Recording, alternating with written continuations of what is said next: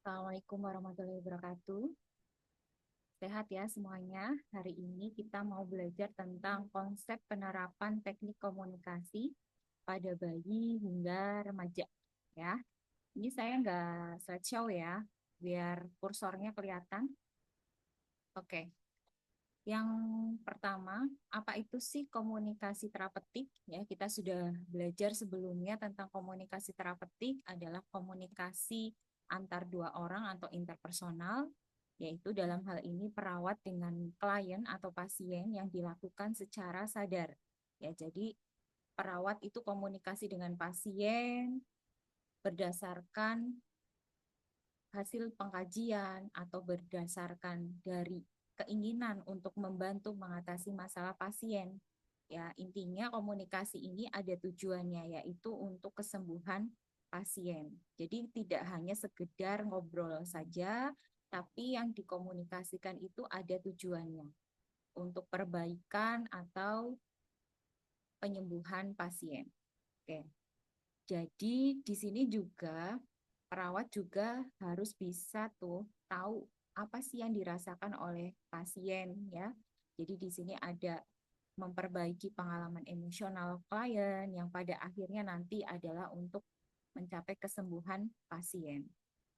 Ada beberapa pasien yang kalau kalian menjadi perawat itu kliennya itu punya masing-masing sifat atau emosional yang berbeda-beda ya. Ada yang sakit dia nerimo, ada yang sakit nangis terus, ada yang sakit ngeluh, ya, ada yang sakit diam, ya. Jadi respon pasien itu berbeda-beda. Nah, otomatis komunikasi yang dilakukan oleh seorang perawat itu akan berbeda juga tekniknya, ya. Sebagai pengantar, ya, komunikasi dengan kelompok yang berbeda itu juga memerlukan teknik. Jadi selain dari emosional yang berbeda-beda atau respon individu terhadap kondisi sakitnya yang berbeda, itu juga dipengaruhi oleh yang namanya usia. Ya, jadi perkembangan usia manusia itu juga akan beda. Perawat komunikasi dengan bayi, ya, di mana bayi belum bisa ngomong, kemudian perawat komunikasi dengan yang remaja, anak remaja, kemudian ibu-ibu, bapak-bapak, sampai dengan mbah-mbah itu akan berbeda cara teknik komunikasinya.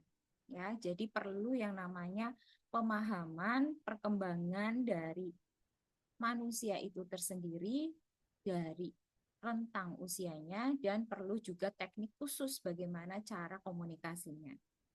Nah, kemampuan berkomunikasi ini akan dipengaruhi juga oleh kematangan individu. Kematangan individu itu didukung dari apa? Yang pertama adalah indera. Ya, jadi kalau mbahnya ada penurunan pendengaran, ya indera pendengaran, pasti komunikasinya juga akan terhambat. Ya, berbeda juga tekniknya dengan orang yang tidak ada masalah gangguan pendengaran. Kemudian kematangan otak.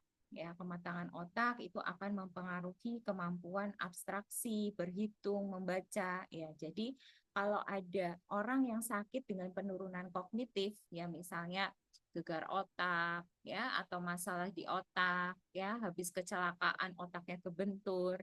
Nah, itu akan mempengaruhi dari penangkapan dari komunikasi itu, ya membaca, mempersepsikan. Nah, itu juga berpengaruh. Kemudian yang ketiga adalah kematangan psikologis yang mempengaruhi emosi dan atensi. Ya, jadi orang yang lagi sedih dengan orang yang lagi ceria atau bombong misalnya ya, itu akan berbeda ketika diajak komunikasi. Misal, perawat itu ngobrol sama pasien, pasiennya dalam kondisi lapar. Nah, kamu melakukan pengkajian nih pada pasien yang kondisinya lapar, otomatis akan berbeda dengan pasien yang sudah makan sebelumnya, ya. Nah, itu akan berpengaruh juga terhadap psikologis. Jadi psikologi seseorang itu sangat penting di dalam komunikasi ya. Jadi kalau kliennya lagi kelihatan nyeri banget nih ya karena kondisi sakitnya, ya jangan diajak ngobrol dulu ya, dikasih teknik relaksasi dulu. gitu. Teknik pengurang nyeri dulu, dikasih obat anti nyeri dulu. Begitu nyerinya sudah berkurang, barulah kalian bisa ajak mereka ngobrol gitu. Paham ya maksud saya? Oke. Kemudian ini slide selanjutnya komunikasi pada bayi dulu. Oke. Pada bayi itu usianya adalah 0 sampai 12 bulan. Jadi dikatakan bayi ketika baru lahir ya 0 bulan sampai dengan usia 1 tahun atau 12 bulan ya. Nah, perkembangan komunikasi pada bayi ini yang perlu kalian ketahui adalah yang pertama, sebelum bayi mampu menyampaikan keinginan dengan kata-kata, bayi itu melakukan komunikasi lewat kode khusus, yaitu apa? Ya, betul, menangis, ya. Jadi komunikasinya itu adalah komunikasi prabicara atau kita sebut dengan prespeech, ya. Nah, dalam bentuk komunikasi prabicara itu selain tangisan ada apa? Ya, oke. Ada macam-macam. Yang pertama kita bahas dulu tentang tangisan.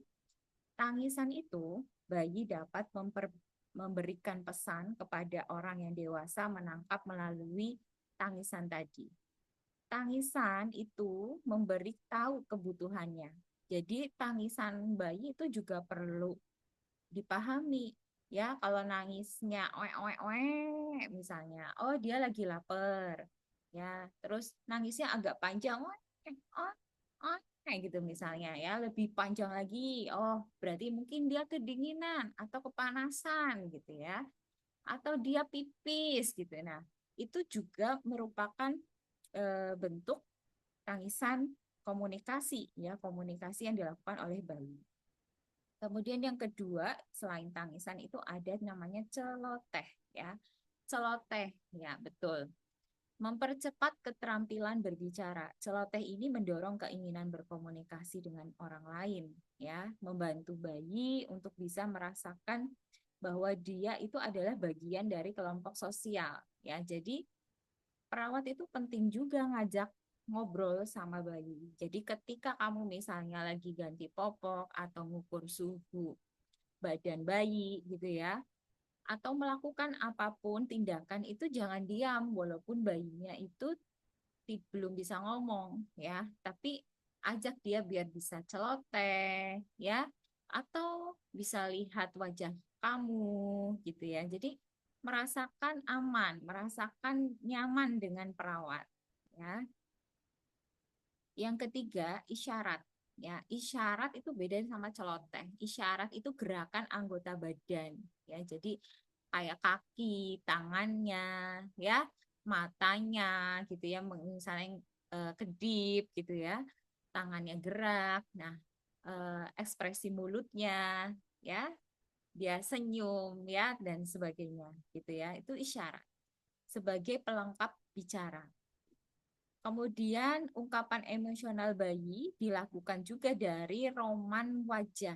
Jadi perlu yang namanya perawat itu memperhatikan ekspresi. Oh, ini lagi mau pipis itu wajahnya merah banget terus nangis gitu ya. Kamu cek bener nggak nih lagi ngompol gitu. Oh, lagi pup gitu ya.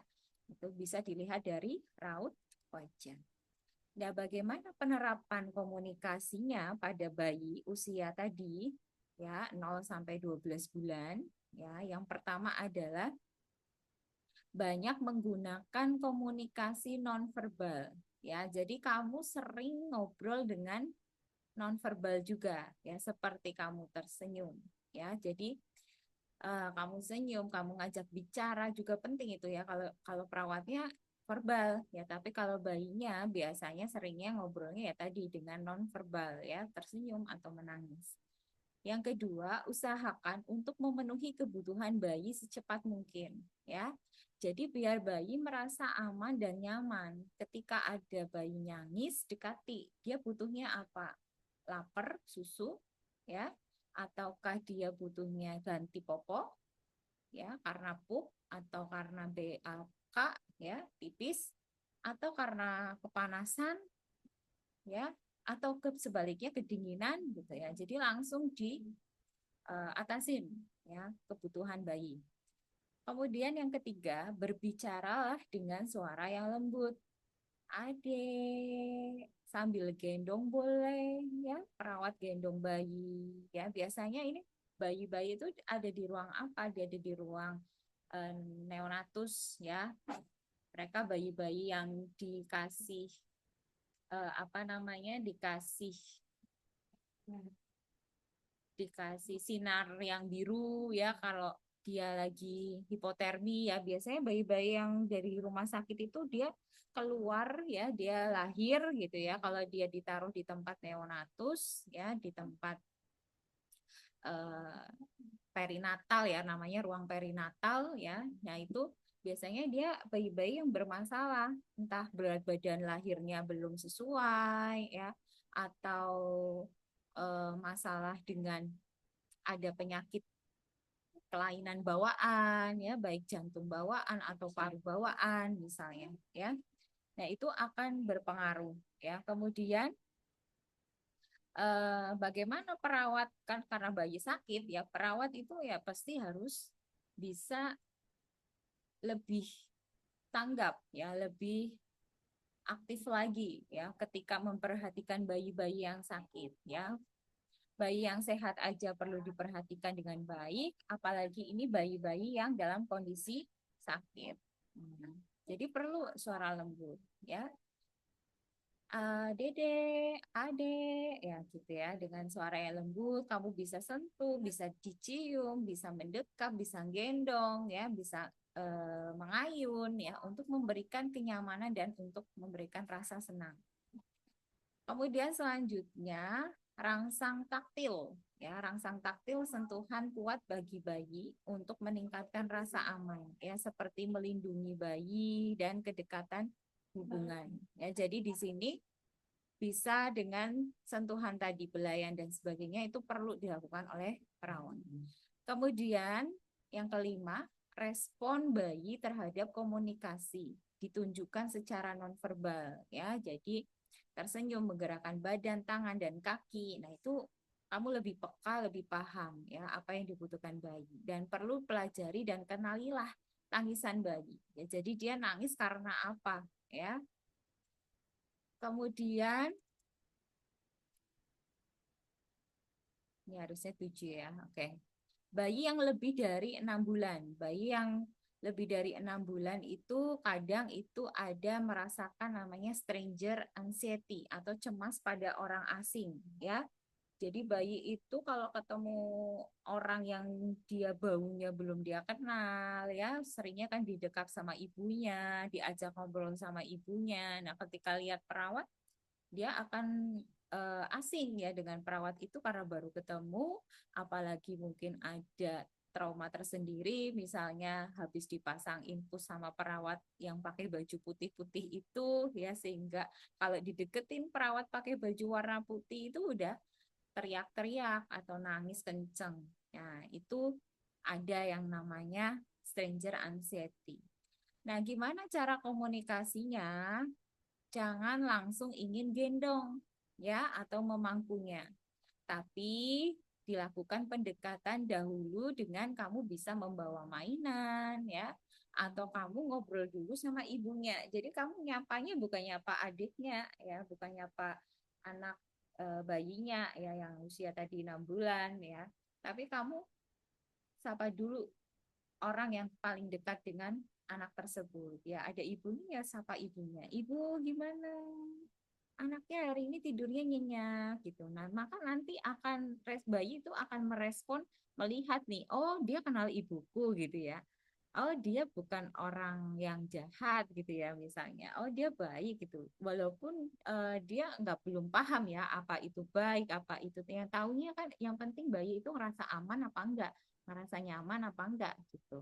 Ya jadi kamu komunikasi dulu sama ibunya ya. Jadi panggil ibunya ya, eh, tanya kepoin anaknya lewat ibunya. Tadi malam bisa tidur nggak Bu anaknya?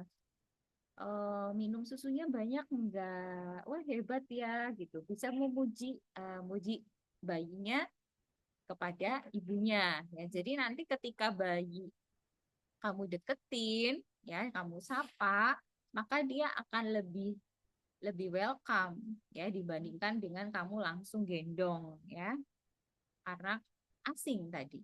Kemudian selanjutnya berkomunikasilah dengan bermain ya. Misalnya kamu bisa main cilukba, mainan yang berbunyi. Jadi ada yang icrik-icrik-icrik gitu ya. Nah, itu jika bayi menerima maka komunikasinya akan bagus ya. Tujuan komunikasi dengan bayi yang jelas adalah memberikan rasa aman kepada bayi, memenuhi kebutuhan bayi akan kasih sayang, dan melatih bayi mengembangkan kemampuan bicara, ya, mendengar dan menerima rangsangan. Jadi kalau kamu ngajak ngobrol, ya, bayinya maka akan ikut ingin kayak celoteh gitu ya. Terus kalau kamu mainan cilukba gitu ya, akan memberi rangsangan apa? Oh, dia jadi lihat ini ada wajahnya habis itu ditutup hilang gitu kan ya. Nah, itu akan berpengaruh terhadap perkembangan dari melatih perkembangan bayi itu tersendiri ya. Kemudian kalau kamu merawat bayi dengan cara teknik komunikasi yang baik seperti ini, ya pastinya bayinya tidak sering rewel, ya. Jadi rewel hanya karena tadi ya misalnya lapar, ya, atau kedinginan gitu. Tapi kalau sudah dipenuhi kebutuhannya ya bayinya tidak akan rewel gitu ya.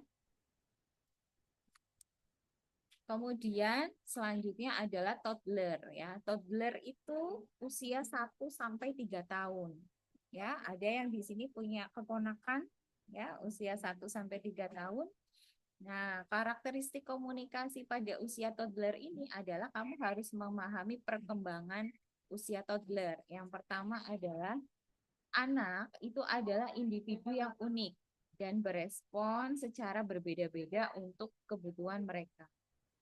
Anak dengan keunikannya mempunyai cara yang berbeda pula dalam menyatakan keinginannya. Ya, jadi usia 1 tahun dengan 3 tahun maka cara ngomongnya akan berbeda. Ya, dan untuk komunikasi dengan anak ini diperlukan pendekatan atau teknik khusus ya, seiring dengan tumbuh kembang usia toddler ini. Pada kelompok toddler, ini sudah mulai bisa ngomong ya, apa apa gitu ya misalnya ya itu usia 1 tahun sudah bisa manggil nama orang tua, ibu, bu ya, ayah, ayah gitu ya, sudah bisa seperti itu. Nah, sudah bisa ngobrol lebih lancar lagi kalau usianya udah 2 sampai 3 tahun, itu udah kata-kata yang sudah banyak dikuasai ya. Ciri khas dari kelompok usia ini itu adalah perawat harus tahu bahwa mereka itu adalah egosentris ya. Egosentris itu mereka melihat segala sesuatu itu hanya berhubungan dengan dirinya sendiri. Ini mainan punyaku ya, nggak boleh dipinjem. Nah, itu egosentris pada usia 1 sampai 3 tahun. Ya, jadi melihat sesuatu itu berdasar sudut pandangnya sendiri. Ya, tidak berdasarkan kenyataan. Ya, itu temannya pengen pinjem dipinjemin gitu. Itu masih belum paham ya. Belum paham arti berbagi ya, belum paham. Oke, ini milikku ya milikku. Aku suka ini ya mau gitu. Atau ngerebut mainannya temennya ya, eh, itu aku kepengen mainannya dia ya, dia ambil ya dia ambil ya, sifatnya kayak gitu ya, egosentrik. Nah, teknik komunikasinya gimana sih ya, kamu pakai cara teknik verbal dan non verbal karena tadi ya, walaupun bayi juga verbal non verbal apalagi ini toddler ya, kamu harus bisa verbal dan non verbal juga. Teknik komunikasi verbal yang sering digunakan pada usia-usia ini adalah perawat itu kasih cerita. Nah, kasih cerita, biblioterapi ya, cerita hewan, cerita kartun kesukaan anak tersebut ya, dan kasih bawa mainan ya, bawa mainan sebelum melakukan tindakan ke pasien ya. Dan bisa juga tebak-tebakan dengan melengkapi kalimat ya. Ayam telur ayam bentuknya titik titik titik. Nah, biar dia jawab gitu ya, bulat misalnya ya, bulat, kotak, atau kalau kamu kasih pilihan, bulat, kotak, atau persegi panjang gitu ya. Nah, itu penting ya dalam komunikasi ini biar anaknya jadinya interaktif ya dengan perawat.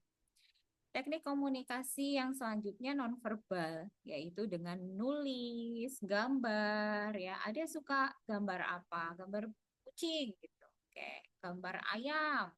Oh, suka hewan ayam, suka hewan kucing, ya. Terus ikan misalnya, ya. Atau bisa menggambar keluarga, ya. Gambar keluarga, ya. Ini mau gambar ayah, mau gambar bunda, mau gambar kakak gitu misalnya ya. Dan libatkan keluarga di sini. Libatkan keluarga ya. Beda dengan kalau ruang perinatal itu biasanya orang tua itu nggak masuk ke dalam ya. Jadi nggak ada nungguin di dalam ruangan. Beda dengan kalau usia toddler itu ruangannya sudah bukan di perinatal ya, tapi sudah di ruang anak ya. Jadi di situ biasanya didampingi oleh keluarga. Jadi ajak tuh ibunya, ya mbahnya, ayahnya yang ada di situ lagi nungguin anak tersebut untuk bisa bermain bersama anak. Nah, ini teknik bermain ini juga bisa dilakukan sebagai pengalihan. Ya, misalnya kamu mau nyuntik anak tangan sebelah kanan yang diinfus. Nah, yang kamu arahkan tuh ya orang tuanya suruh main dengan tangan kiri, arah pandangannya ke kiri gitu ya. Terus kamu suntik deh ya. Nah, itu juga bisa seperti itu sebagai pengalihan ya. Kemudian selanjutnya, bagaimana sih penerapan komunikasinya selain tadi ya, dengan cara-cara verbal, nonverbal ya. Yang pertama, panggil anak sesuai dengan nama yang biasa dia sebagai nama panggilannya siapa ya. Misalnya Abraham panggilannya Baim gitu ya. Sama orang tuanya dipanggil Baim gitu. Kamu panggil juga dengan Baim ya, jadi jangan Abraham ya, kamu boleh panggil dulu namanya siapa, Muhammad Abraham misalnya ya, Mas Muhammad Abraham ya, atau adik Muhammad Abraham, oh iya Mas Baim ya gitu, jadi diikutin dengan nama panggilannya gitu. Kemudian gunakan pesan yang pendek dan jelas dengan suara yang lembut ya, jadi tidak panjang gitu ya. Jadi kamu menjelaskan pesan panjang lebar ya anak nggak paham ya, anak usia 1 sampai 3 tahun itu tidak akan paham ya. Kemudian pelajari gunakan kata-kata yang dipakai anak itu untuk misalnya ke kamar mandi ya, atau mau mandi mau makan ya, kadang tuh beda ya, biasa ibunya aja yang ngerti gitu, perawatnya ngerti, kayak misalnya makan nyebutnya mam gitu misalnya, bukan manggil mama tapi dia kepengen makan gitu ya. Terus beritahu apa yang terjadi pada diri anak, misalnya adek ini lagi di rumah sakit ya, lagi sakit, nanti cepat sembuh kalau nurut sama ibu sama suster di sini ya. Jadi adek harus makan yang manut ya, kalau suruh minum obat manut juga ya, nanti cepat pulang, cepat main di rumah, ketemu temen di rumah misalnya ya. Beritahu kesempatan pada anak untuk menyentuh alat pemeriksaan yang akan digunakan. Nah, jadi kalau kecuali yang berbahaya ya, kalau jarum ya jangan dikasihkan ya, tapi kayak termometer ya, kemudian mau pakai stetoskop. Nah, itu boleh tuh. Adik, suster nih punya alat buat dengerin suara detak jantung gitu misalnya. Ya, kamu biarkan anak itu megang ya, oh ini stetoskop ya, pasang di telinga, oh bunyi nafas kayak gini, oh bunyi jantung seperti ini gitu ya. Jadi mereka nanti akan antusias ya, akan tahu juga oh ini enggak tidak menyakitkan ya. Misalnya lagi pemeriksaan suhu ya, ngetem, Kamu pegangin tuh alat termometer. Oh, ini kalau dipencet nanti nunggu 1 menit bunyinya titik titik titik gitu misalnya ya, ada suara gitu ya misalnya. Nah, itu akan menyenangkan bagi anak.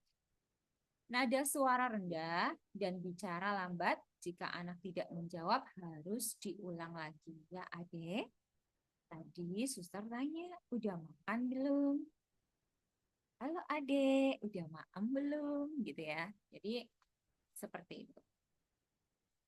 Kemudian mengalihkan aktivitas saat komunikasi, ya misalnya dengan memberikan mainan saat komunikasi ya. Jadi aktivitas tadi yang menyakitkan, misalnya mau nyuntik, nah itu bisa dialihkan dengan mainan, ya keluarganya suruh mainan, terus kamu nyuntik deh. Gitu. Jangan sentuh anak tanpa disetujui dari anak. Jadi kalau kamu mau pegang anak, itu harus izin dulu.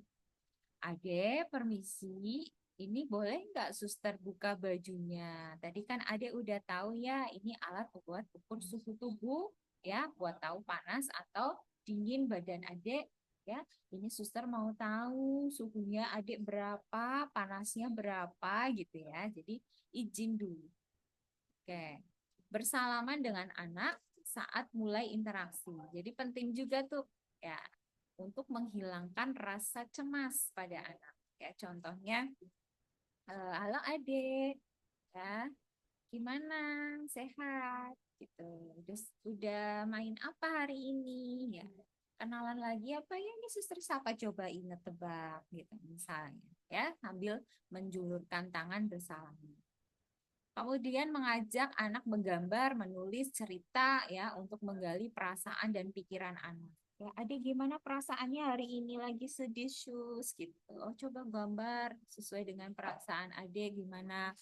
Oh, mau gambar apa? Ya, oh gambar muka orang terus dikasih air mata ya atau dia gambar bebek yang lagi ditinggal ibunya misalnya ya.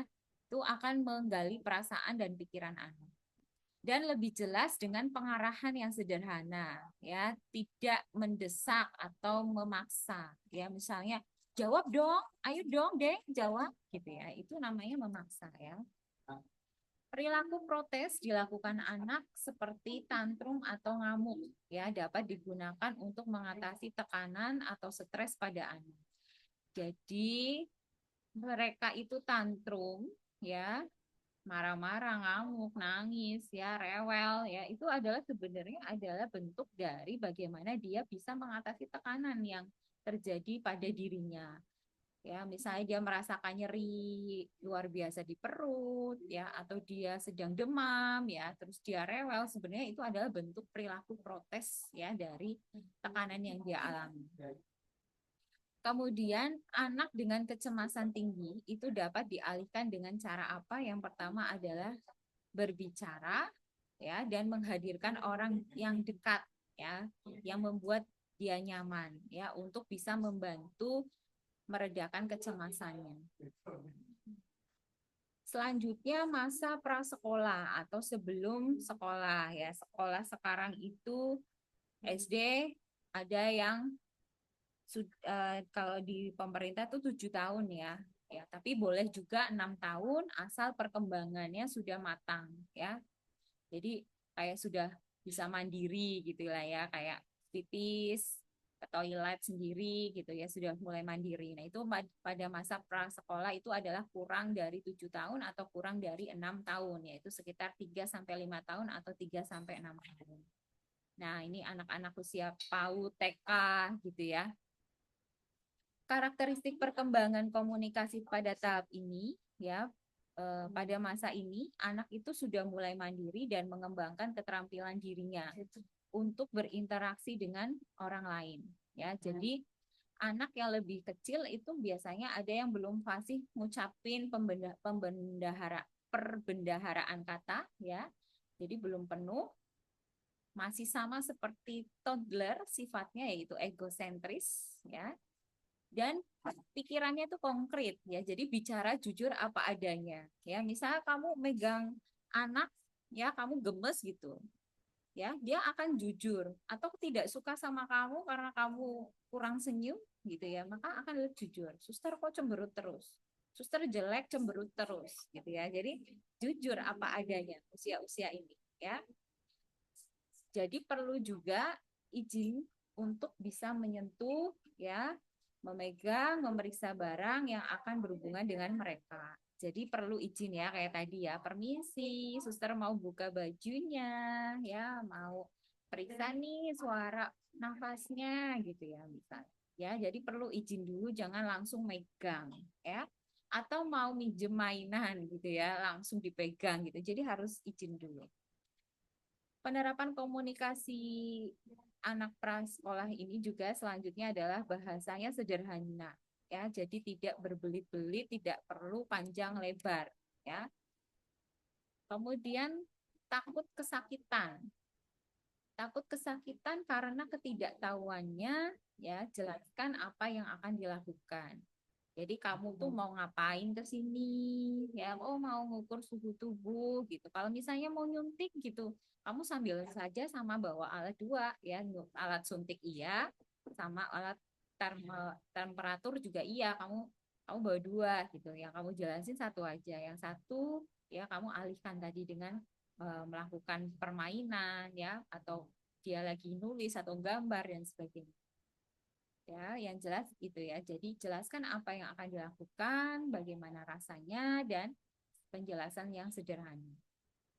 Sebagian anak juga sama ya, seperti toddler mengalami stranger anxiety ya. Jadi takut kepada orang asing ya. Tadi udah saya jelasin. Kemudian posisi yang baik saat berbicara pada anak ya. Jadi pandangan mata itu harusnya sejajar. Jadi kan kadang ada anak yang tingginya masih lebih tinggi dari lebih rendah ya tingginya dari kita ya. Jadi kita bisa jongkok atau kita bisa duduk di kursi kecil atau sedikit sedikit membungkuk ya. Jadi pandangan matanya sejajar dengan anak. Berikan pujian ya atas apa yang sudah dilakukan. Wah, adik hebat ya, makannya sudah banyak sekarang gitu. Ade, wah hebat sekali. Halo Ade yang suka Hello Kitty, gimana pagi ini? Katanya kemarin ibu bilang katanya tidurnya nyenyak ya, nggak rewel ya. Wah hebat banget tuh, pinter gitu ya. Jadi puji apa yang sudah dia capai. Kemudian orang tua atau perawat itu juga harus konsisten dalam komunikasi, ya baik itu verbal dan non verbal. Ya, jadi misalnya tidak mentertawakan sesuatu ketika dia mengalami kesakitan. Ya, jadi kalau misalnya pasiennya lagi nangis, lagi sedih, ya jangan diketawain ya. Misalnya lagi disuntik dia nangis, ibunya tertawa misalnya ya. Ah, gitu aja sakit gitu ya. Oh ya digigit semut deh gitu ya. Nah gitu ya. No, ya tidak seperti itu. Next adalah anak usia sekolah ya, 6 atau 7 sampai 12 tahun atau 6 sampai 12 tahun. Karakteristik usia sekolah ini, anak itu sudah mampu untuk memahami komunikasi dengan penjelasan yang sederhana, ya. Anak itu juga akan banyak mencari tahu hal-hal yang baru dan akan belajar menyelesaikan masalah yang dihadapinya berdasarkan pengetahuan yang dimilikinya. Ya, jadi kalau ini sudah mulai cerewet nih, kalau usia sekolah, kepoan, ya. Suster, itu apa sih yang suster bawa? Ya, itu benda apa sih suster gitu ya. Jadi lebih kepoan, lebih lebih apa sih? Lebih cara cara cari ingin tahunya lebih tinggi ya. Jadi rasa keingintahuannya lebih tinggi ya.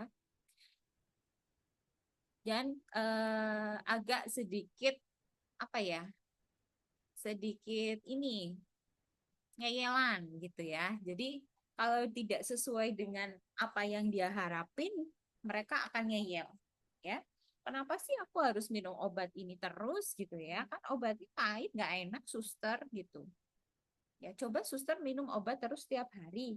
Emangnya suster mau misalnya. Nah, hal-hal yang kayak gitu yang sering ditanyakan oleh anak-anak usia sekolah. Ya, jadi anak ini juga harus bisa difasilitasi terkait bagaimana dia mengekspresikan rasa takut, rasa heran, ya, rasa penasaran tadi, bagaimana biar berani mengajukan pendapat dan melakukan klarifikasi yang terhadap hal-hal yang tidak jelas baginya. Suster coba ulangin lagi gitu. Atau dia anak yang pendiam, jadi kamu yang lebih aktif. Jadi takon dewek, jawab dewek ya. Jadi tanya sendiri, ya jawab sendiri gitu. Adek, adek tahu ya ini alat apa? Ya, anaknya diem ya. Ya, suster jelasin ya, ini namanya alat buat ngukur suhu ya, namanya termometer. Di rumah punya enggak, Dek? Gitu ya. Ya, seperti itu. Penerapan komunikasi yang pertama memperhatikan tingkat kemampuan bahasa anak ya. Karena setiap usia berbeda ya. Pakai kata-kata sederhana dan disertai alasannya. Kenapa dia harus minum obat? Kenapa dia harus makan banyak? Kenapa dia harus tidur cukup? Nah, itu kasih tahu alasannya. Yang kedua, jelaskan sesuatu yang ingin diketahui anak dan kasih kesempatan untuk bertanya. Ada yang mau ditanyakan ke suster? Yang ketiga, keingintahuan pada aspek fungsional dan prosedural dari objek. Maka perlu penjelasan tadi sama seperti usia toddler ya atau usia prasekolah ya. Jadi jelaskan ini alatnya apa, kecuali yang berbahaya tidak usah ya. Yang keempat, jangan menyakiti atau mengancam. Kamu kalau nggak makan nanti nggak dibelikan permen. Kamu kalau nggak makan nanti di rumah sakit terus loh 1 bulan gitu ya. Jadi menakut-nakuti ya. Jadi tidak pakai seperti itu. Kemudian yang selanjutnya berpikir fungsional arah ya dengan pertanyaan. Mengapa, bagaimana. Jadi pakai pertanyaan yang terbuka ya. Bila perlu, beri kesempatan untuk mencoba melakukan ya. Gunakan beberapa kosakata anak dalam penjelasan. Perlu juga kamu sebagai perawat juga bisa menggambar sesuatu untuk menjelaskan ya, misalnya adik tuh lagi sakit paru, di sini ada kumannya, kamu gambar paru-paru, kamu gambar kuman atau bakteri yang jahat-jahat wajahnya gitu ya, bulat, kasih rambut gitu kan ya.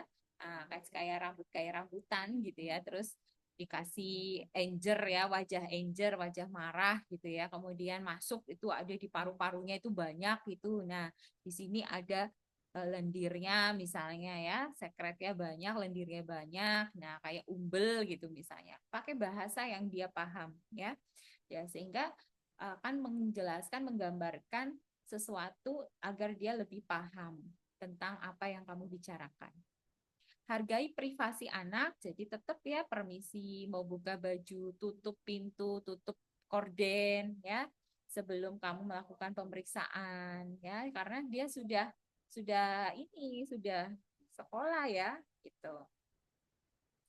Saat memperhatikan keutuhan tubuh, takut terluka, perlu pendekatan sehingga anak dapat mengungkapkan perasaannya sehingga biar cemasnya turun. Jadi kalau dia takut terluka, kamu juga harus hati-hati ya. Permisi ya, Dek, ini tidak tidak begitu sakit ya. Ya, misalnya kamu lagi perawatan luka ya atau melakukan sesuatu yang membuat dia merasa takut. Sudah selesai materinya ya. Untuk selanjutnya silakan dibagi menjadi 4 kelompok ya.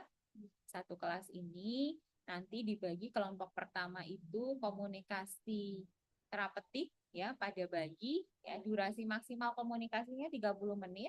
Jadi kalian buat skrip untuk role play praktik komunikasi. Nanti kamu pakainya ini aja, pengukuran suhu tubuh ya, pakai pengukuran suhu tubuh, komunikasinya pada bayi ya, gimana caranya pada anak. Kalau bayi nanti kamu pura-pura bawa kantong bayi gitu ya. Kalau kelompok 2 usia 1 sampai 3 tahun, berarti nanti temanmu disetting jadi pasien usia 1 sampai 3 tahun. Ya, sampai dengan usia sekolah. Begitu ya. Kalau yang usia sekolah bisa ukur suhu tubuh sambil juga TTV yang lain ya kayak tensi gitu. Kalau toddler ya bayi itu ya jarang dilakukan tensi gitu ya. Sekian dari saya kata-kata hari ini. Keberhasilan itu hanya soal waktu bagi mereka yang keinginannya sekeras batu. Kalau kamu pengen sukses, kamu harus punya usaha yang keras untuk mencapainya. Sekian dari saya. Kalau ada salah mohon maaf. Sukses semuanya. Semoga ilmunya bermanfaat. Saya akhiri kuliah hari ini. Assalamualaikum warahmatullahi wabarakatuh.